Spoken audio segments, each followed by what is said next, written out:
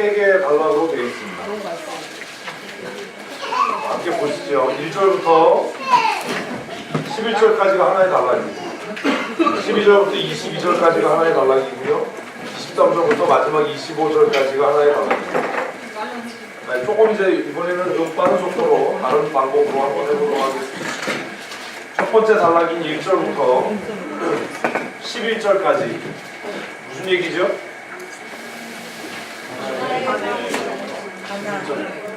우리는 흔히 가나의 혼인잔치라고 이야기하는데 이 이야기의 핵심은 뭐예요?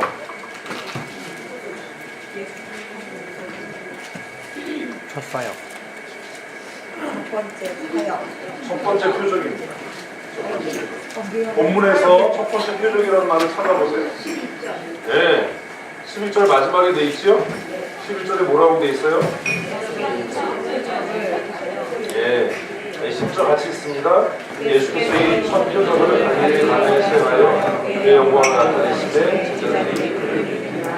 그래서 첫 번째 표적이고 이 표적의 목적은 뭐예요? 믿음. 무엇을 믿게 하는 믿음?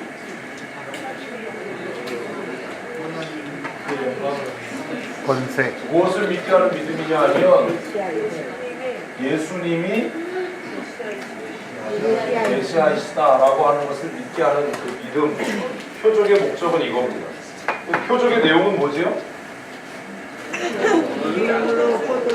표적의 내용은 물을 그래서 우리가 이 본문을 가지고 이제 목사님들이 설교를 하실 때 이 위에 거하고 관계없이 예수님을 만나면 우리 포도주가 되는 변화가 있다. 뭐 맛이 없어 인생이 맛있거나 향기가 난다. 이렇게 얘기할 수도 있어요. 물론 그렇게도 해석해도 되는데 사실 이 표적의 목적은 하나예요. 예수님이 1장에서 이야기한 내용이 뭐라는 것? 사실이다라고 하는 증거입니다. 그러니까 2장의 이 이야기들은 2장 전체는 1장 내용에 대한 증명이죠. 논증이 됩니다. 첫 번째 증명이 물로 포도주를 만드신 표적. 우리 포도주가 되는 건 뭐지요? 기적. 그런 얘기하면 맞아. 자, 1장을 다시 회고해 보십시오. 제가 1장에서의 내용이 2장에서 증명됐다고 이야기했는데 1장에서 말씀이 하셨던 일이 뭐예요? 창조예요. 1장에서는 말씀이신 그 예수 그리스도, 말씀으로 선지하셨던 그분이 하셨던 것은 하나님 아버지와 함께 뭐 하시는 일? 창조하시는 일이었어요. 근데 2장에서 첫 번째 단락에서 2장 1절부터 11절까지 해서 우리 포도주가 되게 하시는 사역은 어떻게 설명할 수 있죠? 창조를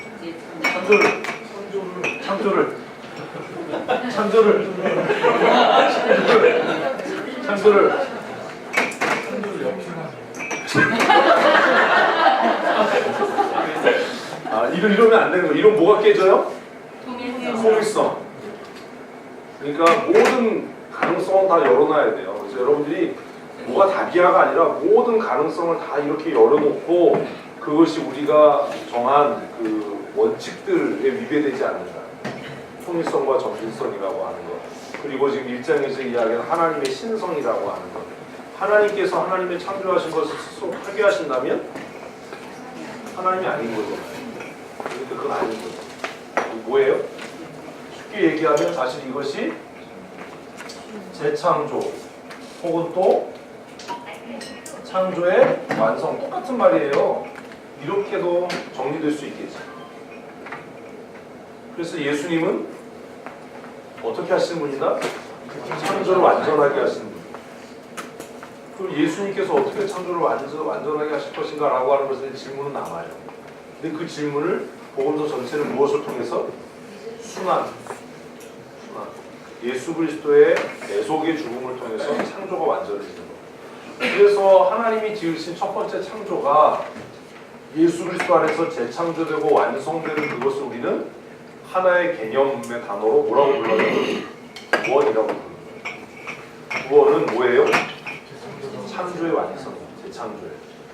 그래서 재창조라고 하는 말을 신학적으로 구원론적으로 표현하는 게 뭐예요? 중생이에요. 거듭나, 본어게인, 다시 태어나는 것. 똑같은 말이잖아요. 창조되는 것이 다시 창조되는 것이고 태어나는 것이 다시 태어나는 것이잖아요. 아니 이거 하나도 안 어려운데 왜 그러세요? 맞죠? 그래서 그 이야기를 첫 번째 표적에서 하는 거예요. 그런데 이 표적이 일어나는 그 과정에서 정말 중요하게 작용한 게 뭐지요? 이걸 다 읽고 해야 되는데 벌써 8시가 돼가서 읽어보세요. 지금 조별로 찾아보세요.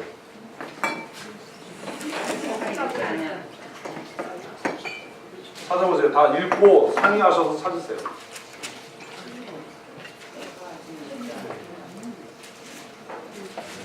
이 표적의 이 1절부터 11절까지 사건의 표적에서 키 역할을 하는 게 있어요.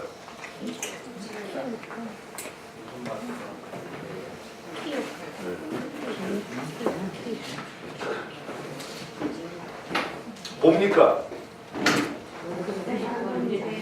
네? 내 때가 이르지 않았다? 포도주가 없다. 또요? 5절. 아무거나 찔러보시지 마시고. 뭐예요?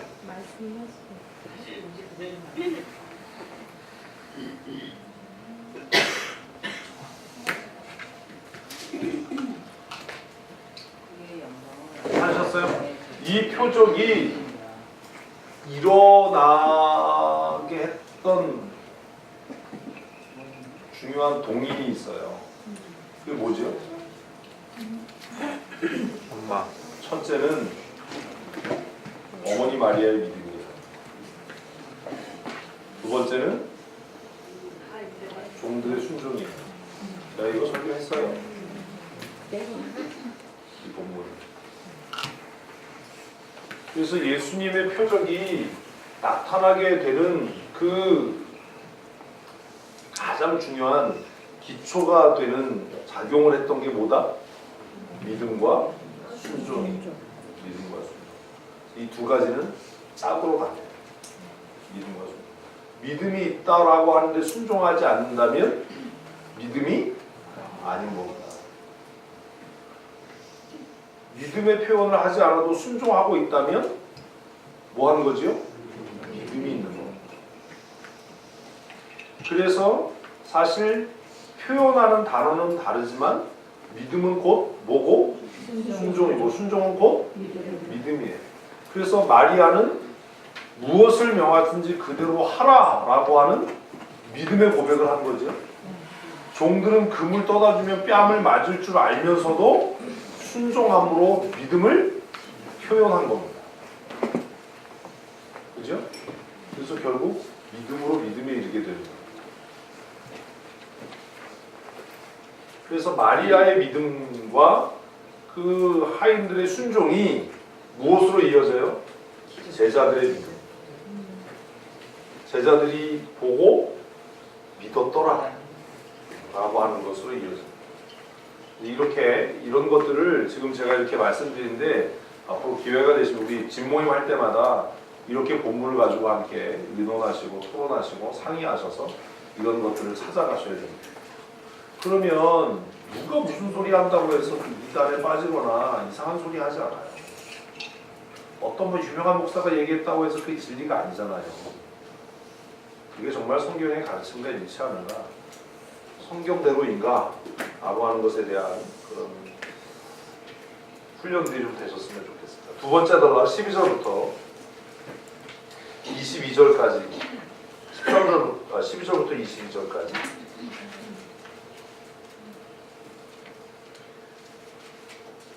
12절은 그냥 하나 삽입이고요. 13절부터 새로운 것들이 시작되는데 자 보세요. 이 13절부터 22절까지는요 좀 중요해요. 지금 2장이죠. 네. 요한복음의 도입부잖아요. 네. 관주 성경 갖고 계시나요? 네. 아, 얘가 마태복음에는 몇 장에 쓰여졌지요? 마태복음 몇 장이요? 21장. 21장이요. 마가복음에는요? 11장. 누가복음에는요? 자, 그러면 이 사건은요, 어떤 특징이 있죠? 네 개의 복음서에 다 기록된 사건이에요. 아니, 이렇게 써놨는 사건이에요. 어디에도 기록되고, 마태, 마가, 누가, 요한. 사복음서가 기록될 때 사복음서 전체에 기록되는 사건은 그렇게 많지 않아요. 복음서를 기록할 때 마가가 강조하고 싶은 강조점이 있지요. 마태가 기록할 때 마태가 강조하고 싶은 강조점이 있지요. 그런데 마태, 마가, 누가, 요한이 다 이 사건을 주목해서 기록했다는 건 어떤 의미가 있지요? 이 사건이 뭐하다? 예수님의 공생에, 예수님의 메시아 사역에 아주 중요하다는 의미입니다. 첫 번째예요. 이 사건이 뭐다? 사복음서 전체에 기록되었다. 이것은 뭘 의미하냐면 이것이 예수님의 메시아 사역에 있어서 몹시 중요한 사건이다 라고 하는 것을 얘기한다라는 겁니다. 그래서 복음서 공부할 때는 이런 크로스 체크가 필요해요. 왜 기록하고 있는가? 그런데 또 하나 보게 되는 게 있죠. 또 하나 뭘 보죠? 다른 데는, 다른 복음서는 21장, 11장, 19장 이렇게 기록돼요. 마태복음 전체가 몇 장이죠? 28장이에요. 마가복음 전체가 몇 장이죠? 빨리 보세요. 몇 장이요? 누가복음 전체가 몇 장이죠? 자, 그러면 이 사건은 복음서, 다른 복음서는 어떻게 해요? 후반부에 기록을 해요.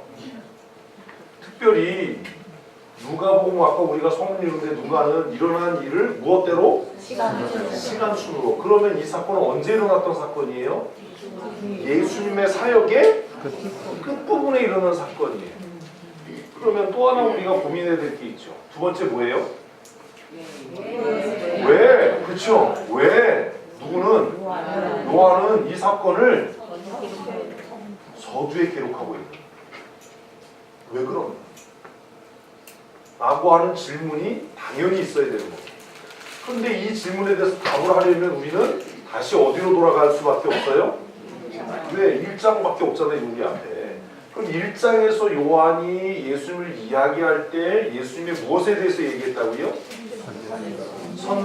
선제, 어떤 다 잊어먹고 이것처럼 어린지 얘기 양고기 드시고 싶으세요? 바로 약꼬치를 먹으러 갈까요? 예수님의 선제, 예수님의 신성, 예수님이 곧 하나님이시다 라는 것을 요한복음 1장이 얘기를 했어요. 그러면 예수님의 신성, 예수님의 하나님 되심을 가장 명확하게 설명하는 사건이 이거예요. 성전을 깨끗하게 하는 사건이 굉장히 중요해요.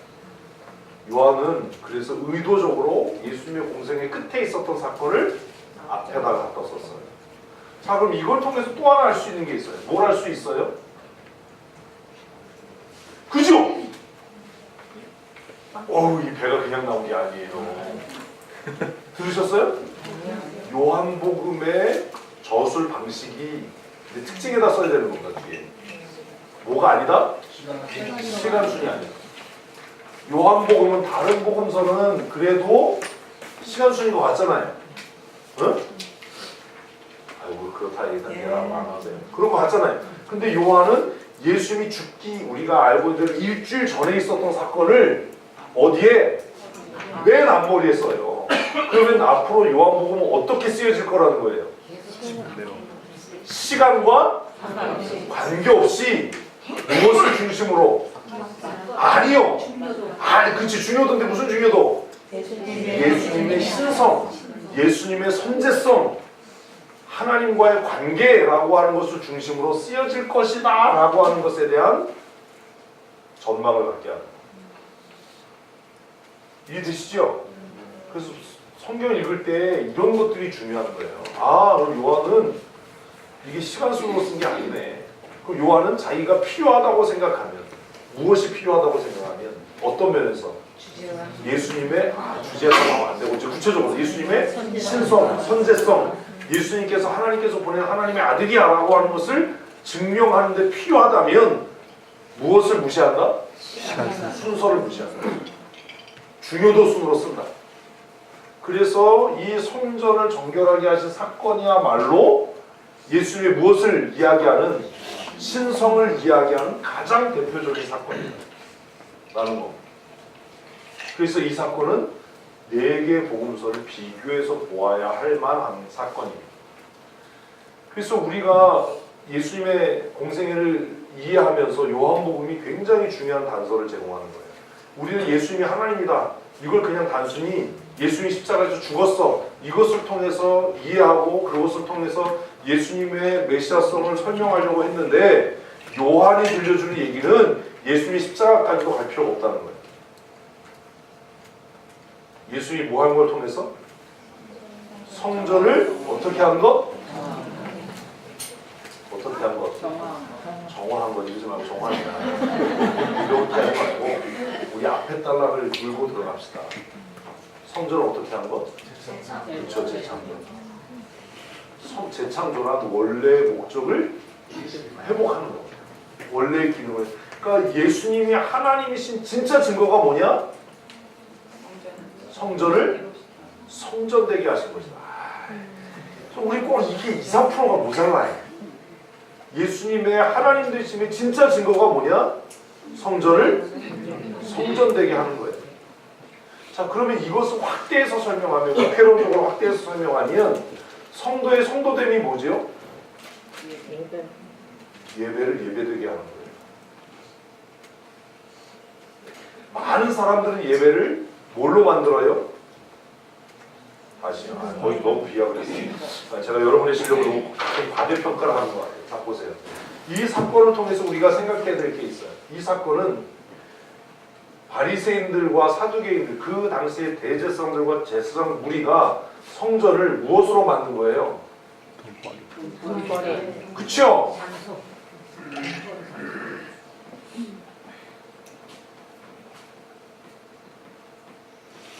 자신들이 이익의 수단으로 만들었어요. 무엇에 근거해서? 율법. 그치, 이제 좀 이제 아시죠? 아까 얘기한 모세의 율법에 근거해서. 무슨 얘기냐면 모세의 법에 어떤 사람이 멀리, 예루살렘에서 멀리 떨어져서 살아요. 근데 그 사람이 내가 하나님 앞에서 예배해야 되겠어라고 하는 소원이 생기면 11조 드릴 걸 뭘로?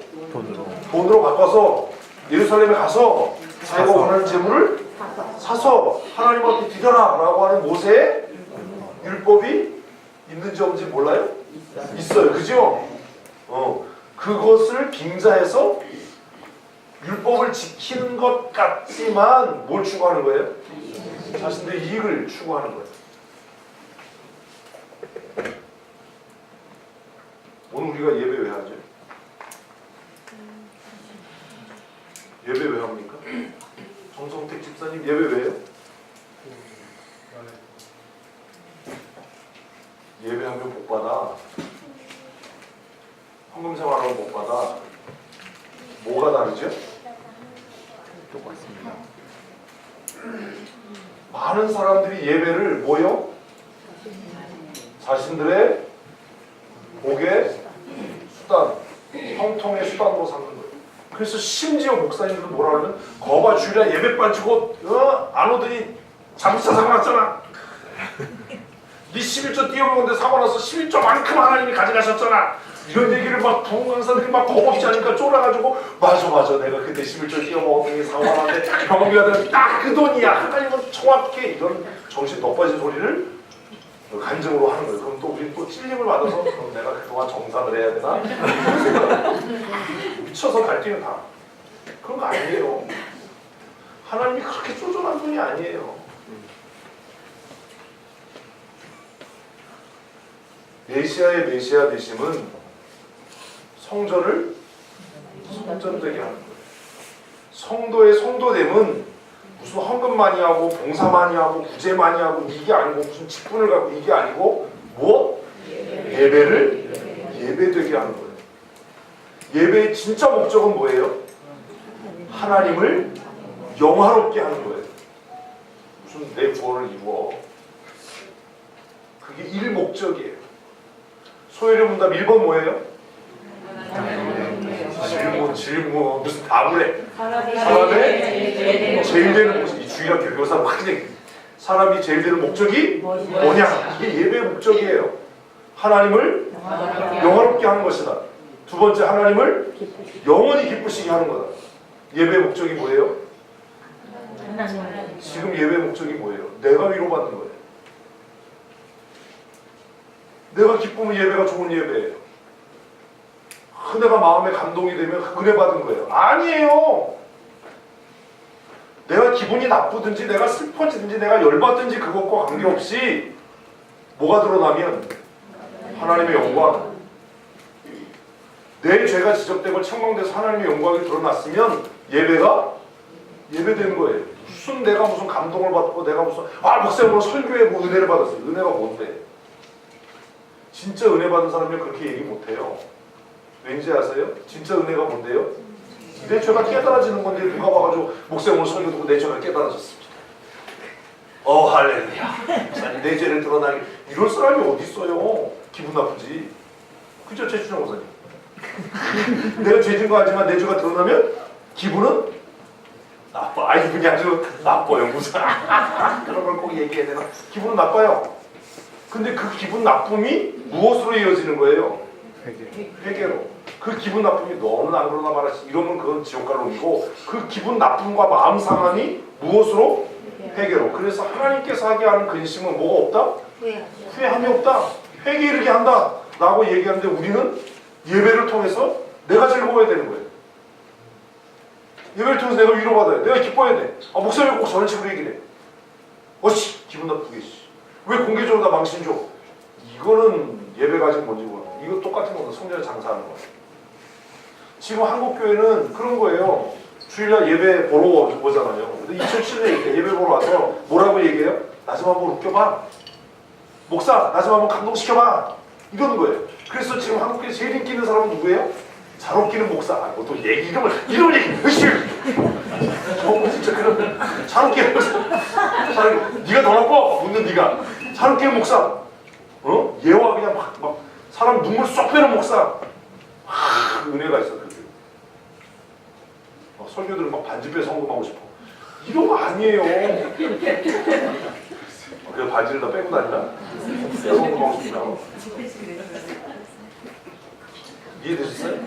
그래서 이 두 표적이 굉장히 중요한 거예요.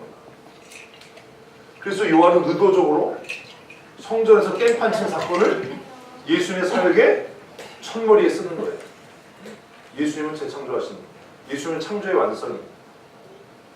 그래서 물이 포도주 되게 하셔서 그 잔치가 기쁨으로 끝나도록, 그래서 제자들이 그걸 보고 이분이 정말 하나님의 아들이야라는 것을 믿도록 하셨을 뿐만 아니라 이제 기득권 세력에 의해서 종교 지도자들에 의해서 생명이 다해버린 성전을 원래 목적대로, 원래 목적이 뭐예요? 만인이 기도하는 집입니다. 성전은 너희가 장사를 위해서 세워진 곳이 아니에요. 한국교회가 고민할 게 많죠. 교회는 목사를 먹여 살리려고 존재하는 데가 아니에요. 그렇잖아요. 교회는 첫째 목적이 뭐라고요? 하나님을 영화롭게 하고 성도들을 만족시키고 이런 소리 하면 안 돼요. 우리의 예배의 궁극적인 목적은 하나님의 영광이 드러나는 거예요. 아멘을 하셔야 돼요. 정말 중요한 거예요. 근데 하나님의 영광이 드러나고 하나님을 기쁘시게 예배하게 했다는 사람이 어떻게 예배에 지각을 하냐? 내 만족을 위해서 예배하려면 내가 편한 시간에 아무 때나 늦게라도 스르스르 오면 돼요. 그죠? 내가 기쁘면 되니까 앉아가지고 왜 찬송 저런 거 했지? 내가 좀 원하는 것 좀 하지? 이럴 수 있어요. 목사가 왜 그 표현을 저렇게 좀 내가 듣기 좋은 말 좀 해주지? 이럴 수 있어요. 그건 지금 뭘 하고 있는 거예요? 날 예배하고 있는 거예요. 나를. 앉아가지고 나 좀 기쁘게 해봐. 나 좀 감동시켜봐. 이런 거잖아요. 근데 성경이 말하는 예배는 내가 기쁘냐 내가 즐거우냐 이게 중요한 게 아니라 뭐가 드러났느냐? 하나님의 공의, 하나님의 영광이 드러났냐? 내 죄가 드러나서 하나님의 공의가 드러났으면 그게 뭐예요? 하나님이 기뻐하시는 예배. 수가성 여자 뭐가 드러나요? 자신의 죄. 몇 장 뒤에 가면 그 얘기가 나와요. 자신의 죄가 드러났어요. 남편이 몇 명이라는 거? 6, 누가 5명이래? 6명. 한 놈은 어디 갔어? 5놈 갈아치웠고 6째 뻔한 살고 있잖아 지금. 나는 이런 여자 좋아요. 얼마나 능력이 있어. 이거 공부 설교할 때 얘기했잖아요. 그 여자 만나보고 싶다. 얼마나 매력이 있으면. 응? 근데 그 여자가 왜 남편을 데리고 오라고 하세요? 그리고 나서 동네 가서 뭐라고 얘기했죠? 아니, 그 얘기 전에 내가 행한 일을 나에게 말한 사람을 만나. 내가 행한 일이 뭔데? 죄잖아요, 죄. 진짜 은혜는 내 죄가 드러나는 거예요. 듣기 좋은 소리 해주는 게 아니에요. 내 죄가 드러나는 거예요. 내 죄가 드러나서 회개하게 하고 고민하게 해서 그분이 메시아야. 그래서 이런 플롯들 이런 흐름대로라면 진짜 목사는 어떤 목사예요? 성도들의 죄가 드러나게 하는 사람. 무엇으로? 말씀으로. 무슨 뭐 기쁨이 있어 무슨 뭐 감동됐어 그게 은혜가 아니에요. 그래서 요한은 일부러 예수님의 사역의 마지막 한 주간에 있었던 예수님을 죽음으로 몰게 했던 그 사건을 1장 뒤에 예수 그리스도의 표적으로 기록하고 있는 거예요. 성전을 성전되게 하는. 그래서 결국 그 성전이 성전될 때 성도는 예배를 예배되게 하는 거예요. 정말 하나님을 예배하는 사람이 어떻게 그럴 수 있냐는 거예요. 하나님을 기쁘시게 하려고 예배하려면 자 보세요. 다윗이 막 그냥 속옷도 안 입고 춤을 춰서 막 그랬어요. 그죠? 그래서 미갈이 보고 비웃었어요. 근데 다윗은 거기에 대해서 나는 하나님 앞에 떳떳하다는 거예요. 왜? 내가 이렇게 기뻐 뛰고 사람들이 볼 땐 천박해 보이고 경고망동해 보이고 경박스러워 보이지만 이걸 통해서 누가 하나님이 기뻐하셨다면 이게 내가 하는 뭐다? 예배다. 여러분 왜 이렇게 근엄하세요? 부모님들 생신잔치 할 때 자식이 근엄하면 부모님이 어떻겠어요? 한국 장로교회가 그게 문제예요. 우리가 근엄해서 하나님은 슬퍼요. 뭔 얘기인지 아시겠어요? 왜 우리가 근엄한 척하고 왜 우리가 경건한 척하고 왜 우리가 무게땅을 해야 되냐. 정말 효자는 내가 70이 됐든 80이 됐든 우리 부모님 생신에 재롱 떨고 아양 부려서 부모님을 어떻게 기쁘시게 하는 자식이 효자 아닙니까? 제가 오늘 동영상을 하나 왔어요. 화장실에 앉아있으면서 결혼식 동영상인데 신부 부모님이 나와서 축하를 부르는데 모두 감정을 떨고 막 춤을 춰요. 딸이 시집 보냈는데 딸이 시집 가는 게 너무 행복하다는 거예요. 속을 많이 썩였나 봐요. 예배는 그런 거예요. 한국 장로교회는 문제가 있어요. 우리가 무게당하고 우리가 위험이 있어서 하나님의 영광이 드러납니까? 정말 그렇습니까? 우리가 기쁨으로 춤추고 찬양해서 하나님이 기뻐진다면 기쁨으로 춤추고 찬양해야 되잖아요. 그래서 청년들이 하는 복음성가에 누구처럼 춤추며? 근데 개뿔 마른 그런 데서 다 우리 찬양팀도 무슨 목가기념처럼 북한 농포들이야. 북한 농포들. 아우지에서 끌고 왔어. 앞에서 찬송하는 거 하면 신나네요. 강제로 끌려서 그냥 안 하면 총살이야 뭐 이래서 하는 사람들 같아. 예배의 본질은 누가 기뻐지는 거? 하나님이 기뻐지는 거. 예배는 하나님을 향한 사랑의 표현이 하나님 내가 하나님 사랑해. 근데 그런 거죠 우리는. 종범이가 현정이한테 와가지고 내가 너 사랑하는데 죽을래 사랑을 받아줄래? 이런 거 있잖아요. 너 그랬냐? 너 청혼했었냐? 어떻게 했냐? 나와봐. 온갖 아양을 다 떨었을 거 아니야. 그치? 모든 감언일서로 다 했지? 기억도 안 나, 이제? 온갖 감언일서로 뻥을 막 치면서 막 그냥 누나 마음을 홀라해가지고 네가 해먹은 거 아니야. 근데 지금은, 응? 누나들하고 사는 사람들 잘 들어야 돼. 너 천사 같은 누님을 3만원짜리 방에서 재우고 이 고민하셔야 되는 거예요. 이게 굉장히 중요해요. 그래서 요한은 일부러 이 두 사건을 평행하게 기록합니다. 예수님은 이런 분이야.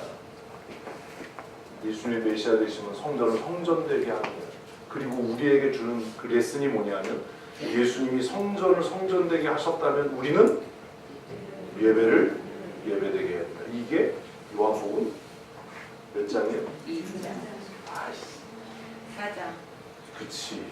수가성 여자애 진짜. 아우 내가 진짜 아니 혈압도 안 써지게. 그래서 침향을 사다 주셨군요. 혈압을 쓰지 말라고.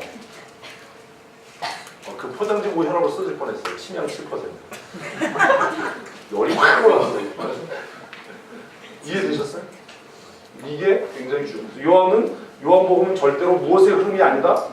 시간의 흐름이 아니다.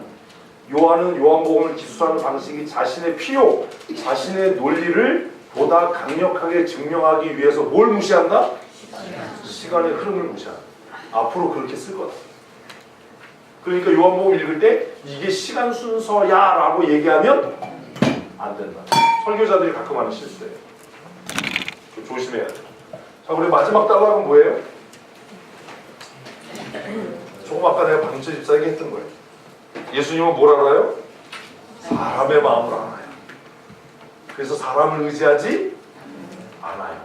같이 한번 읽어보십시다. 몇 절 안 되니까 23절부터 6월절에 예수께서 예루살렘에 계신 많은 사람이 여행하시는 표적을 보고 그의 이름을 믿었으나 예수는 그의 몸을 그에게 택하지 아니하셨으니 이는 친히 모든 사람을 아시니 또 사람에 대하여 누구의 증언을 받으실 필요도 없으니 이는 그같이 사람의 속에 있는 것을 아셨습니다. 그래서 많은 군중들이 예수님께 나와서 베세다 광야 사건처럼 그렇게 해도 예수님은 그 사람의 숫자 때문에 마음이 흔들리지 않았다. 왜? 그거다. 그래서 이 세 가지 사건을 2장에 1번, 2번, 3번 요것이 뭐예요? 1장에 대한 증명이에요. 2장. 자, 그럼 이제 구조적으로 보십시다. 무슨 얘기가 나와야 되냐? 네, 성경 보시지 마시고 앞으로 1장에 예수님의 선지에 대한 얘기를 했어요. 예수님은 태초부터 했던 말씀이다. 그 말씀이 육신을 입고 우리 가운데 오셨다. 그래서 우리가 예수님을 통해서 뭘 본다? 하나님의 영광을 본다. 근데 우리가 예수님을 통해서 하나님의 영광을 보니까 그 안에 뭐가 보이더라? 은혜와 진리가 보이더라. 아니 같이 공부했는데 왜 은혜와 진리가 보이더라. 근데 그 은혜와 진리는 무엇과 차별된다? 모세의 율법과 차별된다. 이거잖아요 1장이. 아 이렇게 줄줄이 엮어야 되는 거예요. 지금 1장 전체를 엮은 거잖아요. 이러면 그냥 성경 전체가 외워져요. 어? 그러면 야 요한 네가 지금 그렇게 예수님 얘기하는데 그 증거가 뭐야? 첫 번째? 재창조하시는 분이야. 어? 물론 포도주되게 하시는 분이 아무도 못하는 일이야. 두 번째, 성전을 성전되게 하시는 분이야. 세 번째, 사람의 숫자 다수결에 의해서 뭘 정하지 않아. 그분은 모든 걸 다 아셔. 이 세 가지 증거가 예수님의 하나님 되심의 증거야. 그죠? 그러면 예수님이 하나님 되셔서 우리에게 주시는 게 뭐예요? 하나님 되신 예수님이 우리 가운데 오셔서 우리에게 주시는 게 뭐예요? 회의가 3장이에요. 뭐예요? 중생, 거듭나. 무엇이 줄 수 없는? 아까 이제 모세 율법이 줄 수 없는. 그래서 모세 율법의 대표인 누가 등장하는 거예요? 율법 선생이 등장합니다. 어려서부터 율법을 통달한 율법 선생, 응? 그분이 등장하는 거예요. 이분은 모세 율법을 딸딸딸 외우는 사람이에요. 랍비 대단한 사람들이에요. 이 사람들은 성경을 다 외워요. 모세법에 능통해요. 그래서 예수님께서 묻는 거예요. 네가 선생으로서 그것도 모르냐? 그래서 요한은 얘기하는 겁니다. 무엇으로? 모세 율법으로? 무엇에 이르지 못한다? 구원에 이르지 못한다. 중생에 이르지 못한다. 그래서 예수님은 우리에게 무엇을 주시는 분이다? 구원을 주시는 분이다. 그 얘기를 지금 3장에서 하는 겁니다. 구조를 다 먼저 설명하면, 그러면 그렇게 구원받은 사람이 할 수 있는 게 뭐예요? 예배예요. 그게 4장이에요. 수가성 여자 얘기가 그래서 나오는 겁니다. 그러니까 요한복음은 아까 얘기한 대로 시간의 흐름이 아니라 무엇의 흐름? 이벤트의 흐름이에요. 요한이 전개하고자 하는 이야기를 논리적으로 지금 이렇게 이어나가는 겁니다. 그래서 1장부터 그 이야기가 이어지는 거예요. 1장의 얘기를 2장은 증명하고, 그리고 그렇게 오신 예수님이 우리에게 그럼 왜 오셨냐? 왜 필요하냐? 모세 율법으로 만족한 것 아니냐? 모세 율법이 도대체 뭐가 부족하기에 은혜와 진리가 우리에게 필요하냐? 라는 이야기를 3장에서 하는 거예요. 그래서 3장에서 아까 말씀드린 누구를 통해서?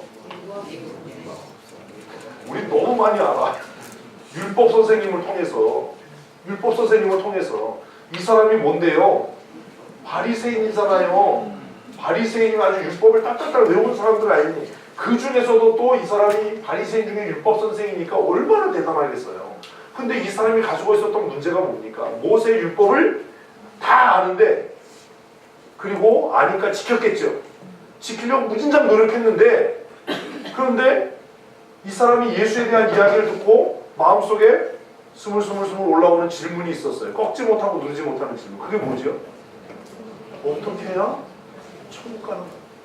어떻게 해야 구원 얻는가? 이 질문이 니고데모에게 있었던 거예요. 그래서 요한은 이 니고데모의 이야기를 통해서 읽는 독자들에게 무엇이? 모세 율법이 무엇을? 거듭남.